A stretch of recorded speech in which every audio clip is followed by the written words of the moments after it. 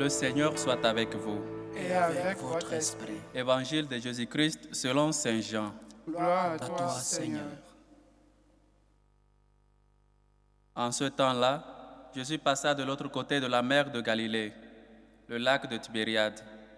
Une grande foule le suivait, parce qu'elle avait vu les signes qu'il accomplissait sur les malades. Jésus gravit la montagne, et là, il était assis avec ses disciples. Or, la Pâque, la fête des Juifs, était proche. Jésus leva les yeux et vit qu'une foule nombreuse venait à lui. Il dit à Philippe, « Où pourrions-nous acheter du pain pour qu'il ait à manger ?» Il disait cela pour le mettre à l'épreuve, car il savait bien, lui, ce qu'il allait faire. Philippe lui répondit, « Le salaire des 200 journées ne suffirait pas pour que chacun reçoive un peu de pain. » Un de ses disciples, André, le frère de Simon-Pierre, lui dit, « Il y en a un jeune garçon qui a 5 pains d'orge et 2 poissons. Mais qu'est-ce que cela pour tant de monde ?» Jésus dit, « Faites asseoir les gens. » Il avait beaucoup d'herbe à cet endroit. Ils s'assirent donc au nombre d'environ 5000 hommes. Alors, Jésus prit les pains et après avoir rendu grâce, il les distribua aux convives. Il leur donna aussi du poisson, autant qu'ils en voulaient. Qu'ils en eurent mangé à leur faim, et il dit à ses disciples, « Rassemblez les morceaux en surplus, pour que rien ne se perde. » Ils les rassemblèrent et ils remplirent 12 paniers, avec les morceaux des 5 pains d'orge, restés en surplus pour qui prenait cette nourriture. À la vue du signe que Jésus avait accompli, les gens disaient, « C'est vraiment lui le prophète annoncé, celui qui vient dans le monde. » Jésus savait qu'il allait l'enlever pour faire de lui leur roi. Alors de nouveau, il se retira dans la montagne, lui seul. Acclamons la parole de Dieu. Louange à toi, Seigneur Jésus.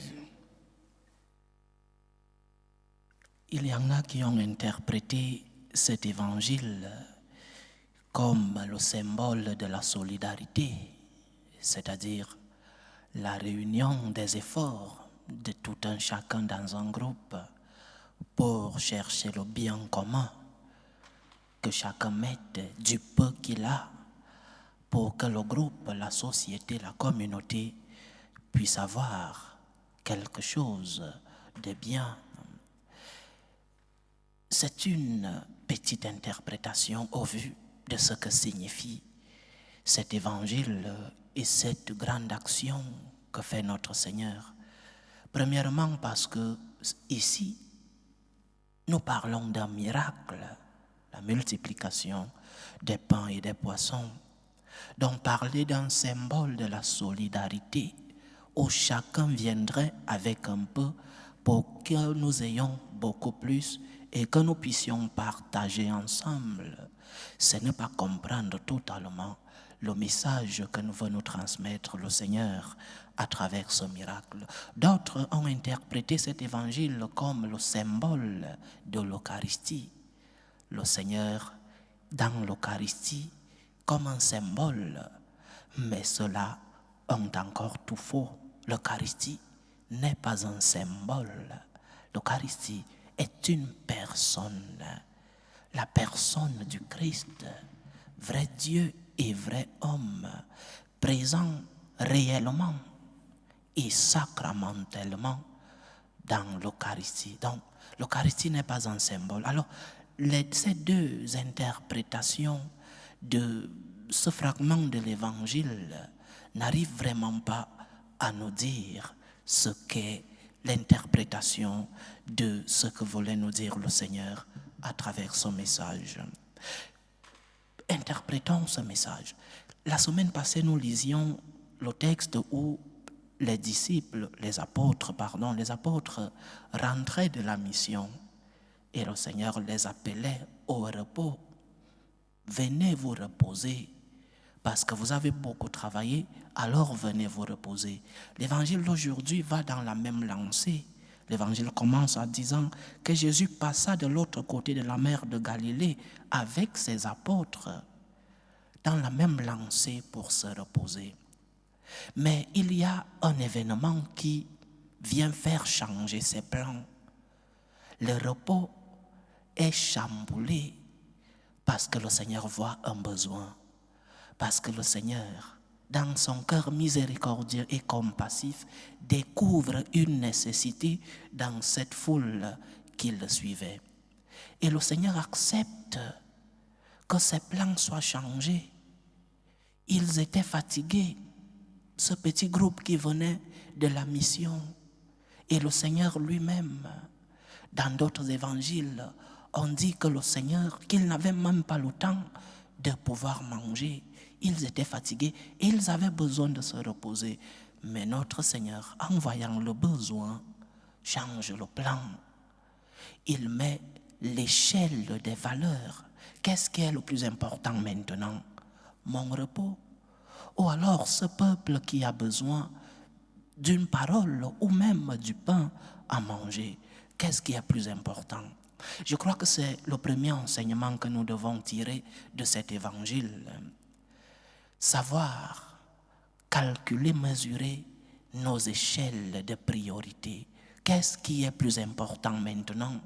Parfois, en découvrant cette échelle de priorité, tu te compliqueras un peu la vie. Ce sera un peu difficile pour toi de te mettre à la place de l'autre. Ce sera un peu difficile pour toi d'accepter de sacrifier pour venir en aide aux autres. Mais qu'est-ce qui est le plus important dans ce moment précis? Dans ce moment précis pour le Seigneur, ce qui était le plus important, c'était de venir en aide à ce peuple affamé physiquement et affamé spirituellement. Donc, sachons aussi mesurer nos échelles de priorité. Parfois, nous ne voulons pas nous compliquer la vie.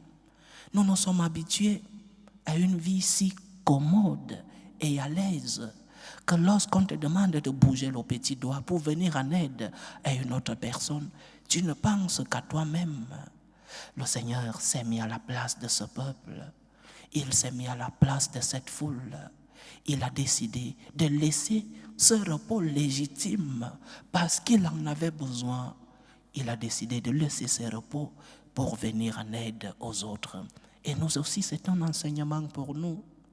Combien de fois nous voyons des personnes qui ont besoin de nous, des personnes qui passent des moments de difficulté, mais ce qui nous vient en tête, c'est notre propre commodité. Nous ne voulons pas nous compliquer la vie.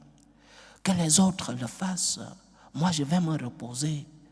Ou alors je sors du travail et je suis fatigué, que les autres viennent le faire. J'ai aussi besoin du repos. J'ai aussi besoin d'une vie normale et commode. Chers frères et sœurs, le chrétien se complique la vie pour le bien de l'autre. Le chrétien se sacrifie. Le chrétien se sacrifie pour que l'autre ait un peu de bonheur. Ce n'est pas en, perdant 1 heure de temps pour venir en aide à une personne que tu ne pourras pas te reposer toute ta vie. Donc, le message du Seigneur, le premier message du Seigneur dans l'évangile que nous écoutons aujourd'hui, c'est que Dieu se met à ta place. Et Dieu se complique la vie pour que tu puisses avoir la joie. Dieu sait compliquer la vie. C'est aussi ça l'incarnation de notre Seigneur. Il est venu sur la terre. Il a épousé notre chair. Il s'est compliqué la vie pour que nous puissions avoir la vie. Il est mort sur la croix pour que nous puissions avoir la vie. Il a sacrifié, il a versé son sang pour que nous puissions avoir la vie. Enseignement donc. Accepte un peu de te compliquer la vie. C'est vrai que la société t'a enseigné que la joie, la félicité, c'est lorsque tu as une vie commode. Pour le chrétien, ce n'est pas ça. Et nous expérimentons, chacun de nous peut dire que lorsqu'il s'est un peu compliqué la vie pour venir en aide à une autre personne, à expérimenter la joie, la paix que te donne le fait d'avoir aidé une personne. Donc, compliquons-nous un peu la vie, sortons un peu de notre commodité, parce que le Seigneur pouvait bien nous sauver, étant sur son trône au ciel pour prendre l'image du trône, mais il a voulu accepter, il a accepté venir se compliquer un peu la vie. Il a souffert pour nous, il a versé son sang pour nous. Il est mort pour nous.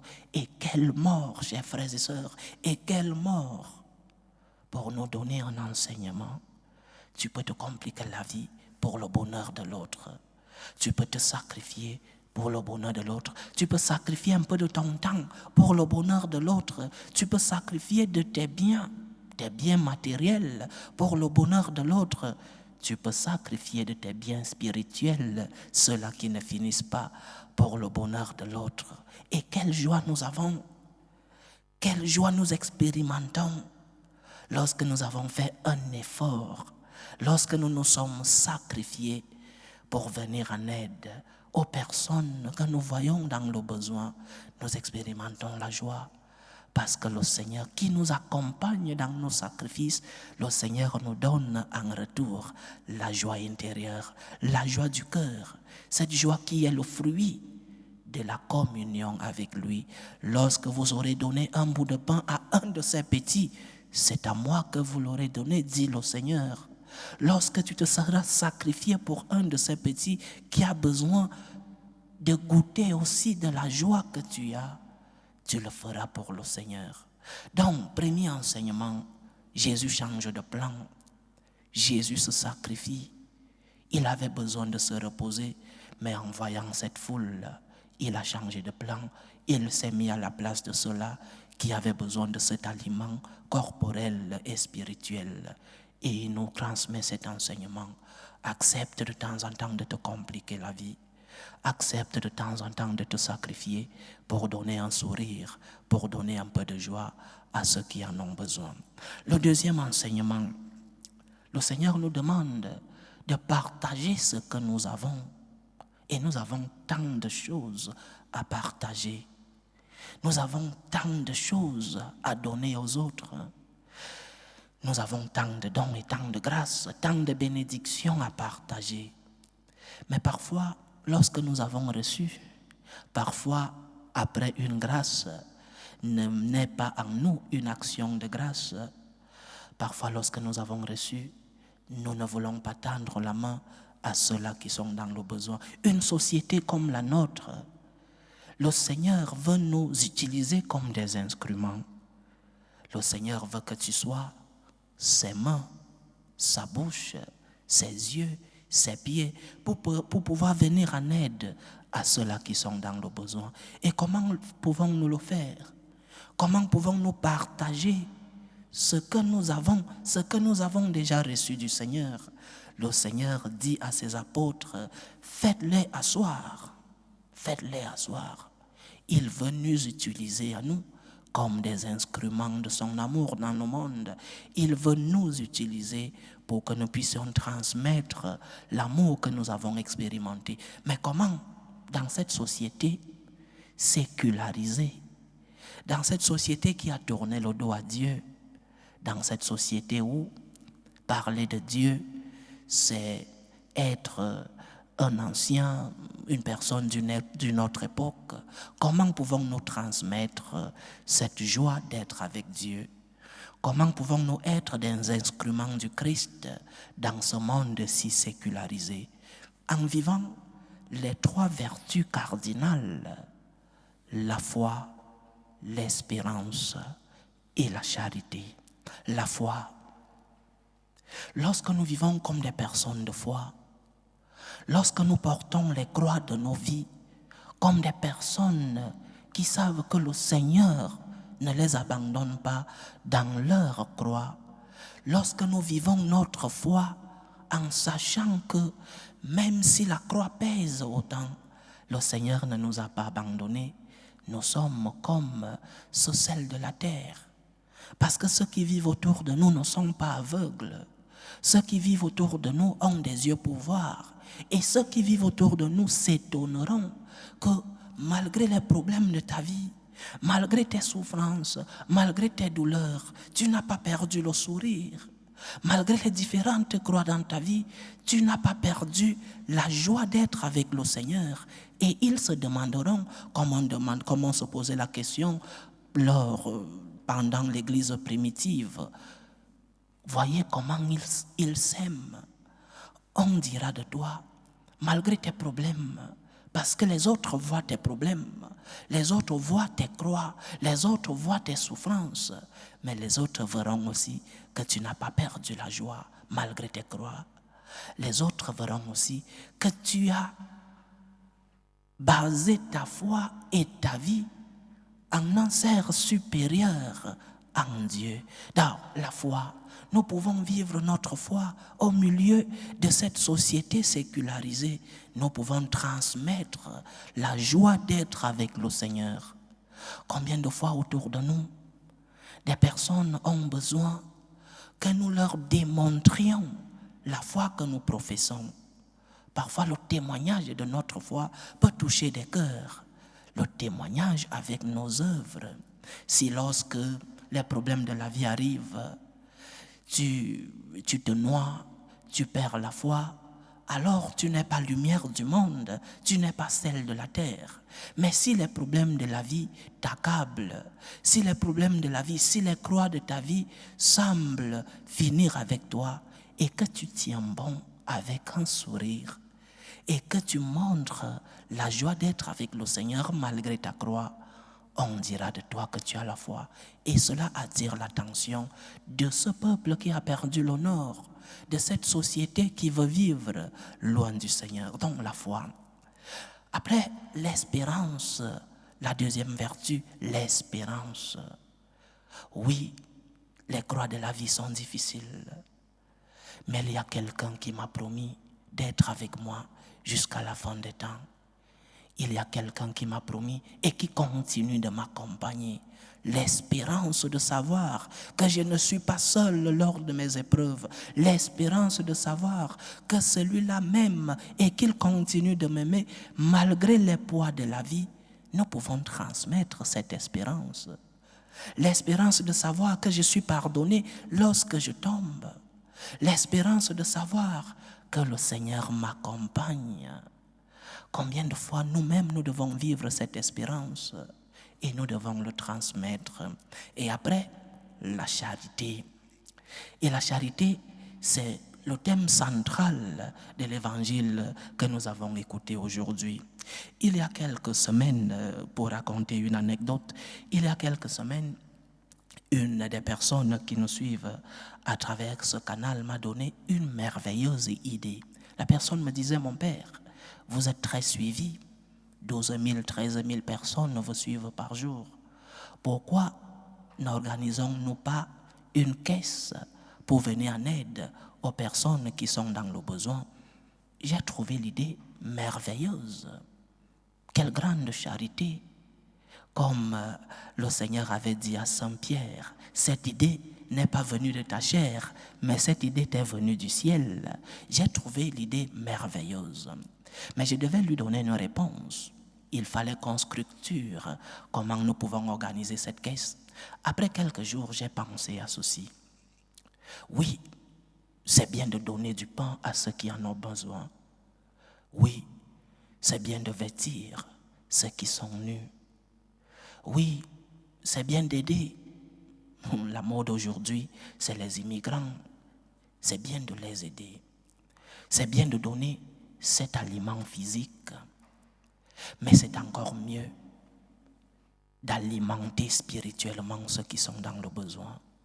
C'est encore mieux de parler de Dieu, de d'abord parler de Dieu à ceux qui sont dans le besoin, sans laisser l'alimentation du corps, sans laisser que nous devons venir en aide à ceux qui ont faim, leur donner un bout de pain.